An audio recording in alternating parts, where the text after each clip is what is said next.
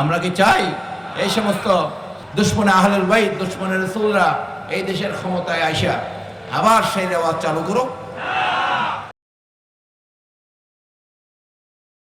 এই বাতিলদের খপ্পর, এই ফেসবুক আর এই সমস্ত এই যন্ত্রের কারণে মানুষের ঈমান নষ্ট হয়ে যাচ্ছে, ঠিক কিনা?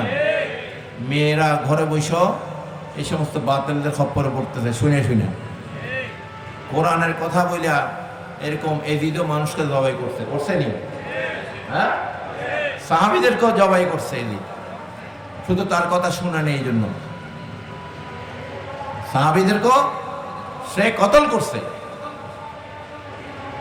আজকে সেই এজিদকে অনেকেই রহিমুল্লাহ বলছে, ঠিক কিনা?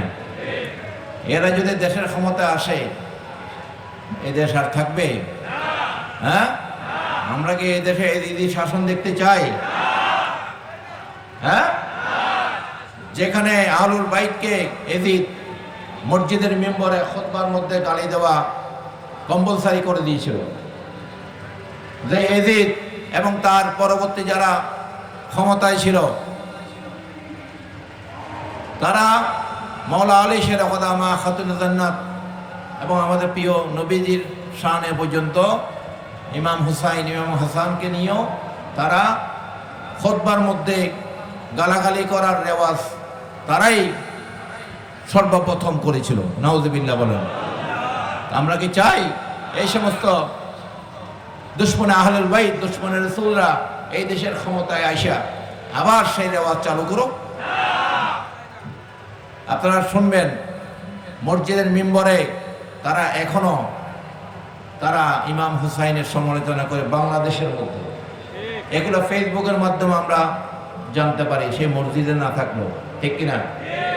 তারা সেখানে মা খাদিজাতুল কুবরার শান নিয়ে গোস্তাকি করে, ঠিক কিনা? তারা সেখানে ইমাম হুসাইন আলাইহিস সালামকে নিয়ে তারা গোস্তাকি করে, আল্লাহ রসুলকে তাদের মতো মানুষ বলে, নাউজুবিল্লাহ বলেন। তাদের মতো রক্ত মাংসে করা, ভুলে ভরা, নাউজুবিল্লাহ বলেন। ওনাকে নিয়েও সমালোচনা করতে তাদের বুক কাঁপে না। কারণ এই দেশের মানুষ টুপি আর দাড়ি রাখলে, মৌলানা নাম রাখলে মনে করে যেটা কয় সেটাই ঠিক, নাউজুবিল্লাহ বলেন। এরা খারেজি, এরা ওয়াহাবি, এরা জাতির দুশমন, এরা ইমানের দুশমন, ঠিক কিনা?